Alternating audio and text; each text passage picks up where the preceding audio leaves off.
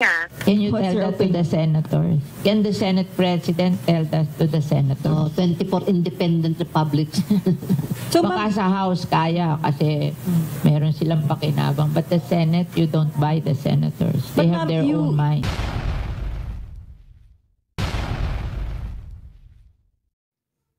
So yan na guys, welcome back sa aking YouTube channel. Magbibigay tayo ng video reaction dito sa pahayag nga ni Senador Cynthia Villar kung saan nga ay sinampal niya ng katotohanan itong si Franz Castro. Kasi ito ang nangunguna para nga maghain ng impeachment laban dito kay Vice President Sara Duterte, kung saan nga doon pa lang naman sa pagharap nila sa Kongreso ay nagbanata na nga itong si Vice President Sara Duterte, kung saan nga sinabi nito na hindi niya alam na kung bakit yung mga convicted na may kaso. Kasi child abuse nga o child yung trafficking yung kaso nitong si Castro nung dinala yung mga bata.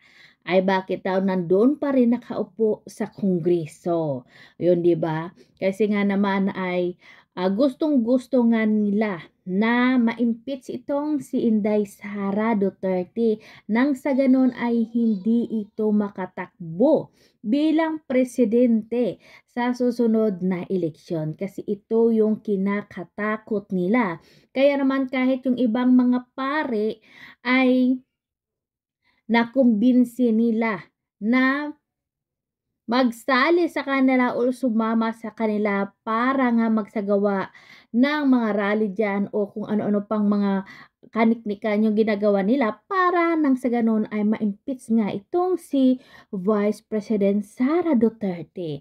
At ito nga yung kanilang pinopoint at kinakalkal ang confidential di umano nitong si Vice President Sara Duterte, na sinabi na rin doon at pinaliwanag na rin ni Vice President Sara Duterte na yung may hawak lamang ng pundo na yon ay walang iba kundi itong si Romualdez at si Saldico. Pero itong mga congressman ay hindi pa rin nagpapaawat. Kasi nga nasaan na daw yun, 'di ba? Kailangan yan mga confidential file nga na tinatawag ay hindi yan dapat ilathala sa ibang broadcasting o sa ibang tao. At ito pa, bakit nila pinopoint or palagi nilang dinidiin itong si Vice President Sara Duterte? Lahat naman silang mga politiko o politician na nakaupo sa pwesto ng gobyerno ay meron silang mga confidential fund. O di ba? Bakit hindi nila halukayin yun? Bakit si Vice President Sara Duterte lang ang kanilang tinutumbok? Kasi nga naman ay takot na takot sila. Kaya naman itong si Franz Castro at iba pang mga kongresista dyan ay nagperma para nga magsumite doon para sa impeachment nga trial nitong si Vice President Sara Duterte. Ando na nga, nakarating na nga rin sa Senado, pero yun nga, ayon nga dito kay Senador Cynthia Villar, nako sa Kongreso ay pwedeng-pwede nila na yun ang gawin nila kay Vice President Sara Duterte, pero dito sa Senado ay hindi nila pwedeng mabayaran yung mga senador, 'di ba? Kasi nga hindi katulad daw sa Kongreso na kaya nilang bayaran dahil meron silang pakinabang. Ayon kasi nga sa balibalita, 'di ba? Maraming nagsasabi kahit yung isang mayor nga o congressman doon sa Cebu yata yun na friend nga ni Vice President Sara Duterte ang asawa nun. No choice siya na hindi pumirma, kaya nga binatikos siya ng mga mamayang Pilipino kasi nga bakit siya nagperma doon na para nga sa impeachment ni Vice President Sara Duterte, magkaibigan nga yung asawa niya at itong si Vice President Sara Duterte. Pero ang sabi niya, sana maintindihan ng lahat kasi nga naman ay wala siyang choice kasi nga marami siyang proyekto na nakatingga lang.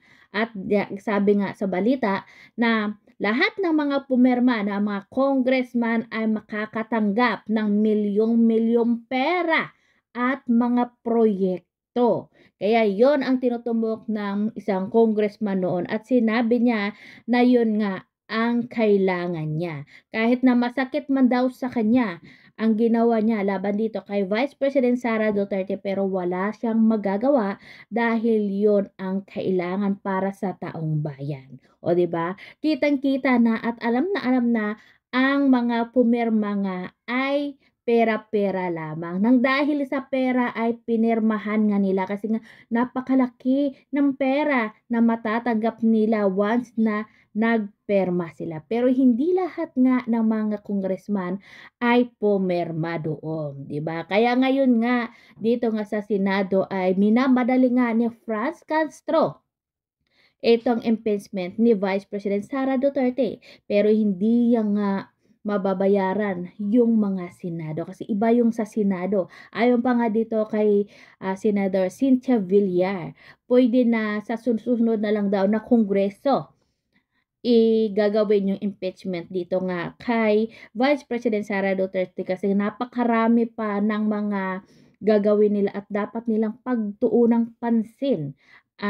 Pilipinas, maraming problema yung Pilipinas, pero bakit yun lang ang kanilang tinitinangnan at yun lang talaga ang kanilang gustong mapatupad yung papa-impeach itong si Sara Duterte kasi nga minamadali na nga nila dahil nga sa takot nila kasi nga once na umupo itong tumakbo itong si Vice President Sara Duterte bilang presidente sa 2028 at mananalo sigurado ito, sigurado na lahat ng mga baho nila, lahat ng mga nakaw nila dyan o mga anomalya nila sa gobyerno, sigurado na kakakalkalin ni Sara Duterte at sigurado na magre-revenge nga itong si Vice President Sara Duterte. Siyempre naman, sino ba naman ang hindi gagawa nun? Kasi nga, bakit siya lang? Meron namang presidente, di ba?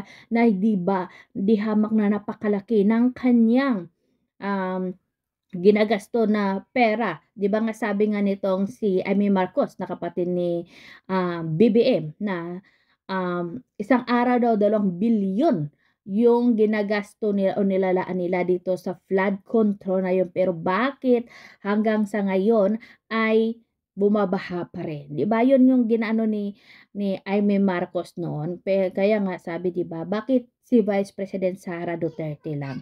Pero yun nga, ay hindi nila kaya itong si Vice President Sara Duterte. Kahit nagsabihin nila na ipa-impeach nila ito, ay meron ding alas na hawag ang mga Duterte. O diba? Kahit ngayong mga vloggers o mga influencer vloggers na DDS, ay nilalabanan na nga ang mga congressman or mga kongreso kung saan nga ay hindi naman tama yung kanilang ginagawa. Dahil ngayong ginagawa nila ay sobra-sobra na at hindi na nga tama, 'di ba? Parang inaabuso na nila ang kanilang posisyon sa gobyerno.